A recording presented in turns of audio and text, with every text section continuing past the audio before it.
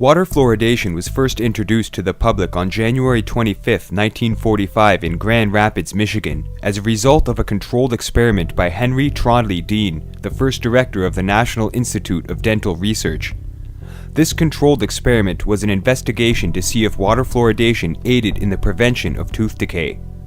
Prior to the water fluoridation experiment, and providing the supposed influence of the Grand Rapids study, was the research of a mysterious dentist, Frederick Mackay, and the father of operative dentistry, Green Vardaman Black. In the early 1900s, a then unknown phenomenon was occurring called Colorado brown stain, which was now referred to as dental fluorosis. With the help of other researchers, the two dentists discovered that fluoride was the contributing factor to their mottled teeth, and determined that it also prevented cavities. Based upon these early studies and understandings, Henry Dean wished to demonstrate that by adding fluoride to a community's drinking water supply, it would make the local dentist's jobs easier by reducing the amount of cavities.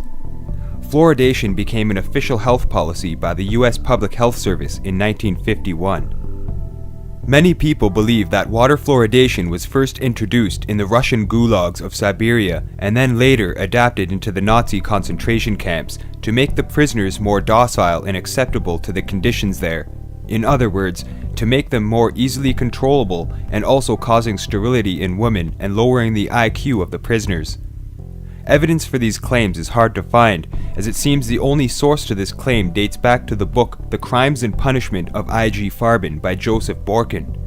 Despite this claim, there is apparently no evidence or documentation of this. However, there are some very curious links in regards to the early days of water fluoridation and its pioneers.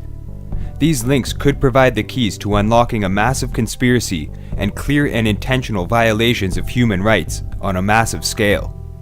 Henry Trondle Dean, the pioneering investigator of water fluoridation, served with the United States Army during World War I until 1919, when he returned home to continue his private practice in dentistry. In 1921, Dean entered the United States Public Health Service and worked in U.S. Marine hospitals until he was placed in charge of dental research at the National Institute of Health. In 1945, he became director, and following World War II, he directed epidemiologic studies for the German Army.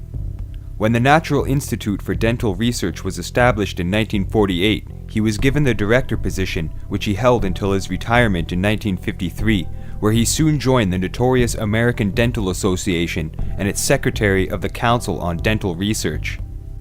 Another curious figure is Dr. William Lorne Hutton, known as a pioneer in diphtheria control and responsible for adding fluoride to the drinking water in Canada shortly after it was introduced in the USA on June 20, 1945. During World War I, Hutton served overseas with the Royal Canadian Regiment as a medical officer until he was wounded on October 1, 1916. Hutton became the head medical officer of health in the city of Brantford, the first Canadian city to fluoridate their water. For the first 3 months, they did not even notify the public. Dr. Hutton was also the president of the Eugenics Society of Canada between 1930 and 1938, during which time he became the head medical officer in Brampton in 1937. Hutton was the author of many papers on the subjects of public health and eugenics, a very curious combination of subject matter. The Eugenics Society of Canada was formed in November 1930 in Toronto, Ontario, and was influenced by the Eugenics Society of Great Britain as well as the American Eugenics Society. The group was headed by A.R. Kaufman, founder of the Kitchener-based Kaufman Rubber Company, and nicknamed Canada's Mr. Birth Control because of his involvement in various sterilization programs and the eugenics movement. In honor of Kaufman, a public school and YMCA family center in Kitchener have been named after him. In 1932, Dr. Hutton became the Eugenics Society's president.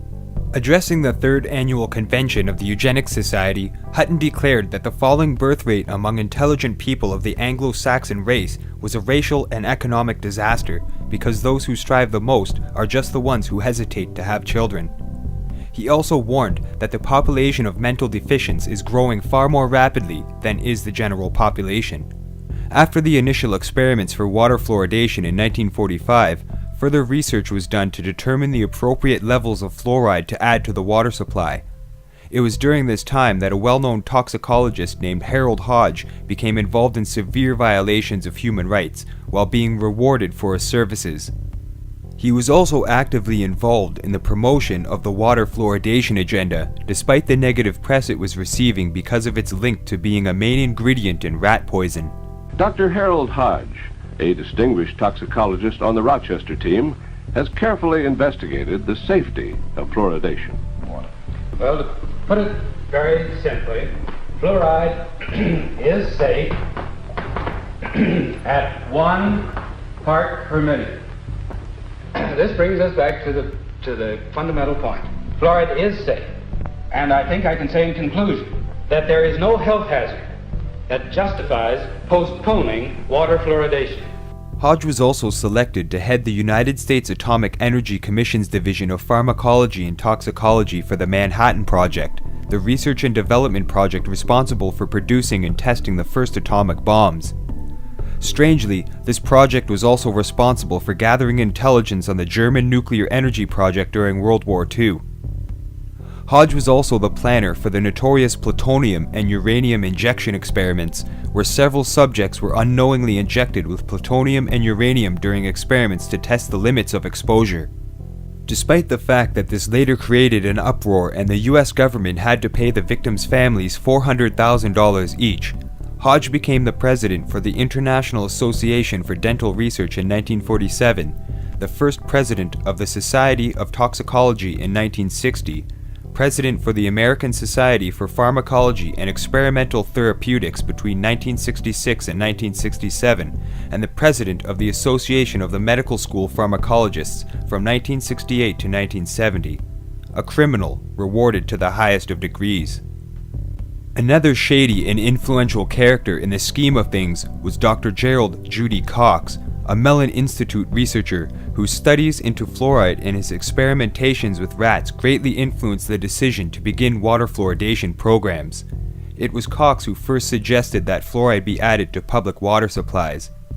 Cox is well known for stating that the case should be regarded as proved, and after the public became concerned after learning that fluoride was a main ingredient in rat poison, stated, "The present trend toward complete removal of fluoride from water and food may need some reversal." Cox was later appointed to be the director of dental research in the School of Dentistry and was heavily involved and worked with the aluminum and sugar industries.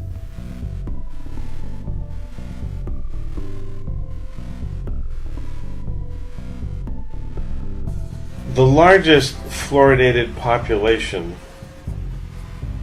on the planet is the United States.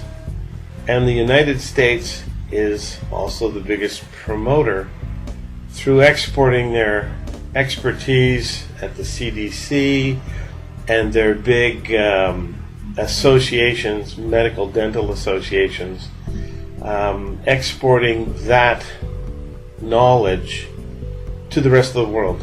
And largely, other countries in the rest of the world either are not interested in fluoridation or have tried it and found it to be false and have abandoned it.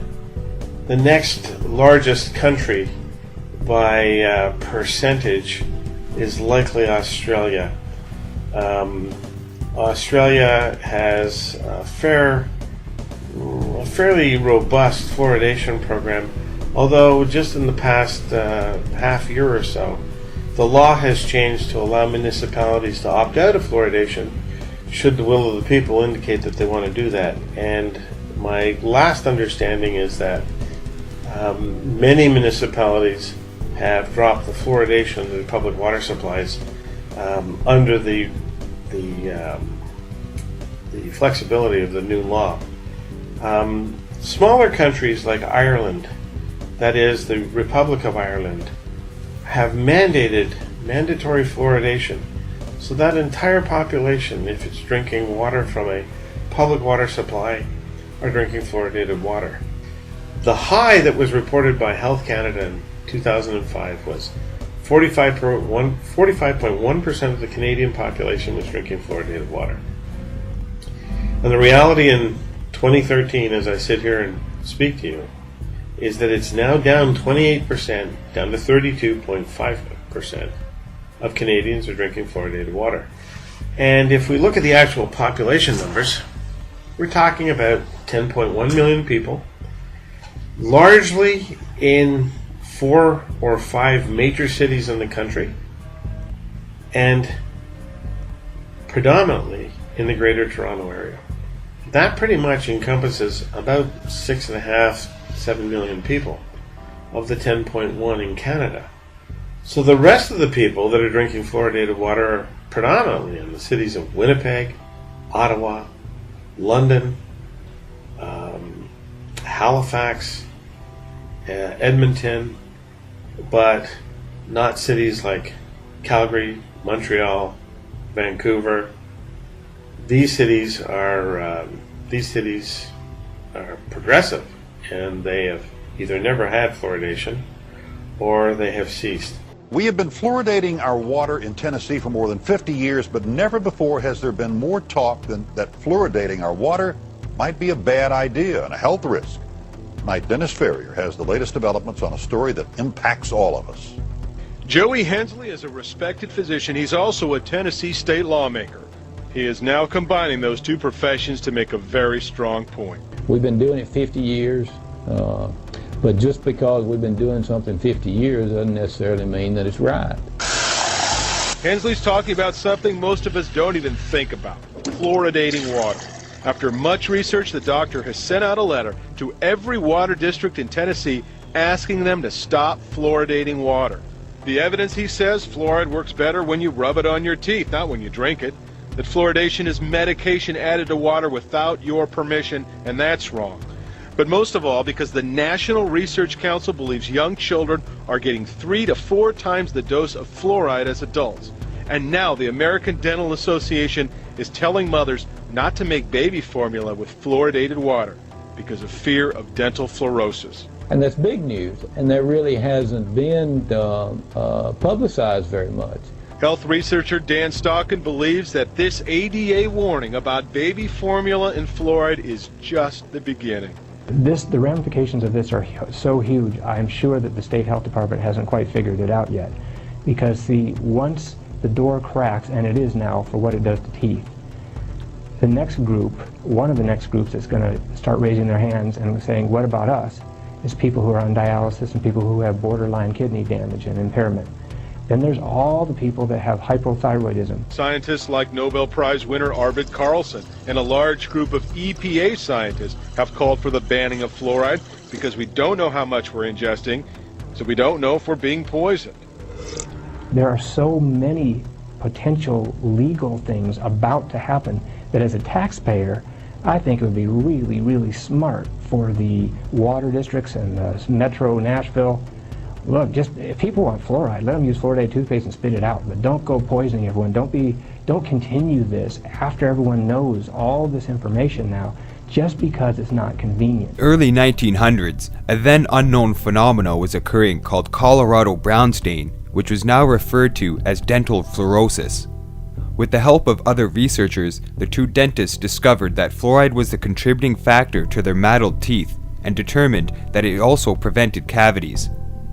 Based upon these early studies and in the Russian gulags of Siberia, and then later adapted into the Nazi concentration camps to make the prisoners more docile and acceptable to the conditions there. In other words, to make them more easily controllable and also causing sterility in women and lowering the IQ of the prisoners. Evidence for these claims is hard to find. Understandings. Henry Dean wished to demonstrate that by adding fluoride to a community's drinking water supply, it would make the local dentist's jobs easier by reducing the amount of cavities. Fluoridation became an official health policy by the U.S. Public Health Service in 1951. Many people believe that water fluoridation was first introduced. This controlled experiment was an investigation to see if water fluoridation aided in the prevention of tooth decay. Prior to the water fluoridation experiment and providing the supposed influence of the Grand Rapids study was the research of a mysterious dentist, Frederick Mackay, and the father of operative dentistry, Green Vardaman Black.